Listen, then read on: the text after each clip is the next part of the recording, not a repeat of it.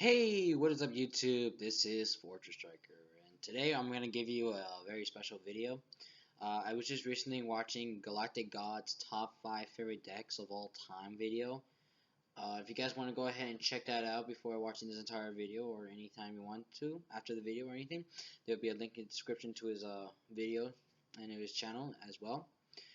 Alright, anyway, he was talking about mentioning about some of the top 5 decks of all time that he had during the times of Yu-Gi-Oh! Way before, including before the Pendulums, of course.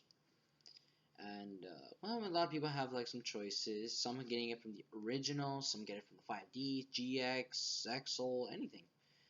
No, people can actually have the same thing with Pendulums, even though they just came out. People can go with like Satellar Knight, Burning Abyss, all that. But these are basically my choices. If you guys have your own choices, you can make a video or write down in the comment section to see what's your top 5. If you have a top 10, that's fine. I mean, it doesn't really matter. It doesn't have to be a top 5 at all. I'm just going to pick my own as a top 5. Next time I make a video, I'll probably do a top 10 or anything. I don't know. But until then, let's get started. Alright, so my number 5 deck that I always love to play is the deck that actually got me back to the game, and someone sold me, and that was Genexus. Now, if you guys don't know, because I know I always mention it in a couple of my videos, Genexus was a deck I got started, and I love to play the decks a lot. It had some good effects that balance each other out. They were all like a bunch of attributes. Mostly they were mainly the dark attributes, but they had certain cards that be using in other card decks, such as like Neutron for Karakuris, Undying Controller for Frogs or Mermails, Birdman for possibly any other deck. And then, honestly, it's always been a fun deck for me. I always enjoyed the deck, even though the deck wasn't complete. I even made a last deck profile basically about the final Genix Gesture. It was a really fun deck to make. I love Genixes. I'm never gonna quit about them. I'm never gonna like give up on them. I still think they have potential, and I'm always gonna give them credit.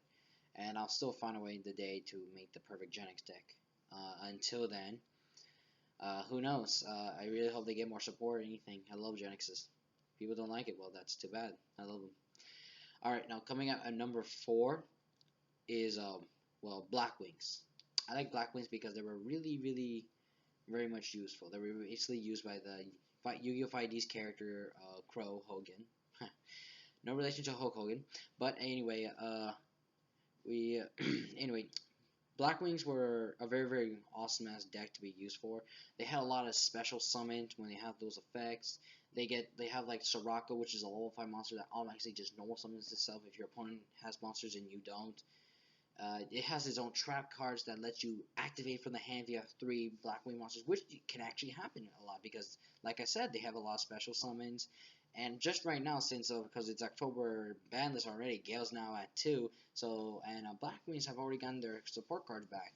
They've been such a huge hit a lot these days, and I'm really happy for them, and I really love it, including their ultimate synchro monster, which is a Blackwing Armor Master that can't die from battle, and you take no battle damage. Plus, it has a effect of a wedge counter that when it attacks that monster, which also doesn't give you the damage or destruction of it. Actually, you can place the wedge counter, you can remove it. That monster's attack is 0 for the turn, and then you can automatically destroy it, and well, bam, you actually get a lead. I mean, that's why I like Blackwings. They're pretty cool. Even my friend loved them to play. He was always been a Blackwing player since we were freshmen, and then he started to give it to me during my senior year all the time, and I'm glad for what he did. Coming out number 3, it was a deck after I played Genix, because I was thinking, why not play this deck? This deck seems legit. It wasn't completed. I still gave hope to it, but I couldn't have finished it, and it was X-Sabers. I love X-Sabers because the fact that it actually had a good support back in the day when it was just starting to come out. I even went to my first sneak peek. It was the one with had the Blackwing Dragon packs. I forgot what it was called. And their promo card was a double X Saber Bugger Knight. And I liked the Bugger Knight. It was pretty good. I was trying to get all the collections of it. X Sabers were so fantastic of what their synchro monsters, of their monster effects. The Fall Troll, Regigura, chain reactions always happen. Their Sable Holes, everything. I always enjoyed the deck so much, and it was actually it was one of the best competitive decks of all time back in the day when during the 5Ds. And unfortunately, even though they're not as big as they used to, but now because of a Yu-Gi-Oh! Arc 5, they're actually making comebacks. Like some certain decks that came out that never got into the shows are now making their way in.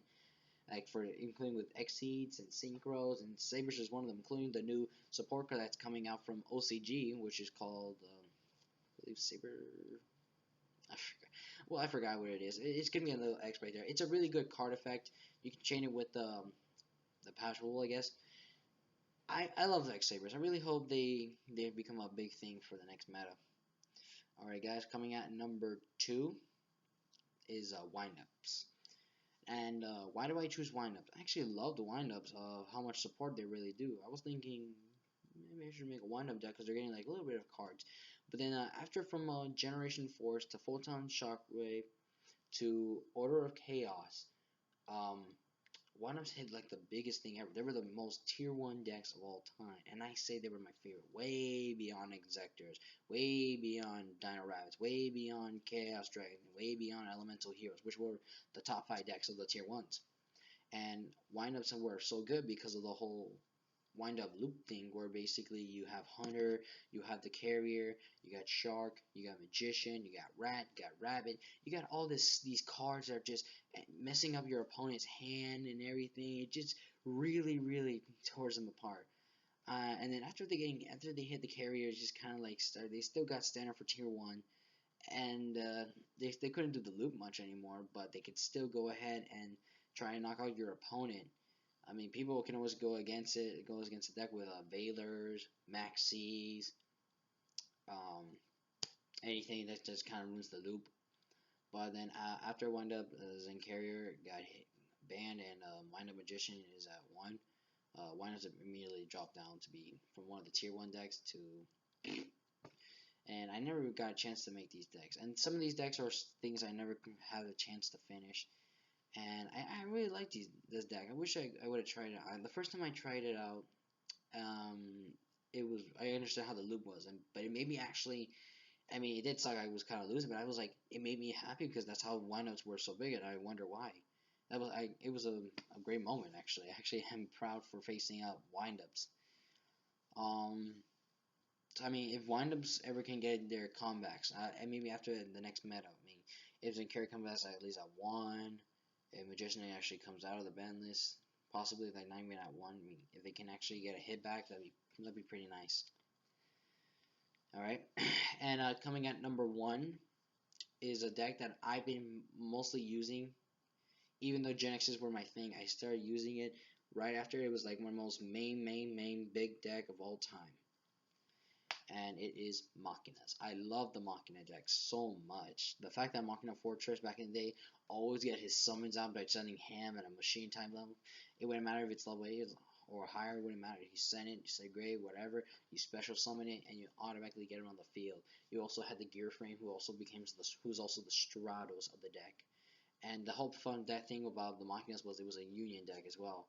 And it also had the little Peacekeeper, which basically what that card does is that whenever it dies, even if it was equipped, you get to add a union monster from your deck to your hand, and it's pretty freaking good. Including itself, it adds itself. The whole point I always do is just protect Machina Fortress and add it with a union. People even did it with a solidarity effect, which solidarity is not big as it was anymore. But it was a real good shit. One of my friends didn't even like the deck. They always hated Machinas, and I love the Machina deck. It's so much fun. And I remember one time that I made this deck. It was called Machina Synchros, which was what happened was that I was created one day in Julian at work. Um, I was making Machinas, and I'm thinking, why not just have some Birdmans? Why not have some Gen X stuff? Like, why not? Why was it? Because I was a little bored. I started making the deck, and I started noticing the deck is so well. It was balanced. It was fun. It was actually creative, and I started taking it to a tournament. I didn't have side decks, because I didn't understand side decks at all. And when I started taking it to the tournaments, I was facing first deck Scraps, and I won.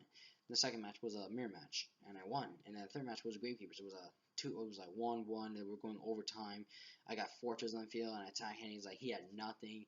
I was actually like, holy shit, this deck. And it was the first time I'm trying this out. I'm going ahead and get some Malefic player. I lost. I'm going to get it with Chaos deck. I lost. I faced the same guy again for the Gravekeepers. I lost. I was a little tired.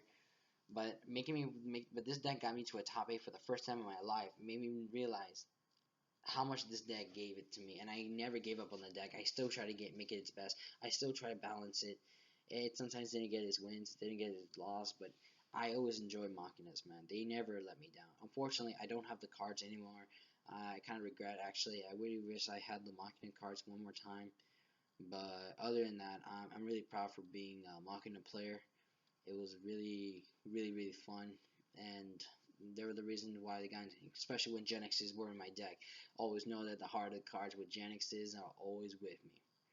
Alright guys, so even though this was 10 minutes of the video, I hope you enjoyed this, even though I was blabbing all the time. So anyway, what's your top 5 or top 10, or what are your top decks of all time? I already gave you my top 5. If you want to know what it is one more time, I'll just give you it. Number 5 is Genexes. Number 4 is Black Wings. Number 3 is X-Sabers. Number 2 is Windups. And number 1 is Machinas. Now, if you kind of know, there was like more balance to the whole 5Ds thing. Well, of course, I had to come back during the 5Ds. I just watched the shows and all the time, and I barely understand the game until later on. And I hope you guys enjoyed this video. Give this a like, share it around, comment. I'll also still link that description to Galactic Gods videos and everything. And I hope you enjoyed this video. And this is Fortress Striker saying it's over 9,000.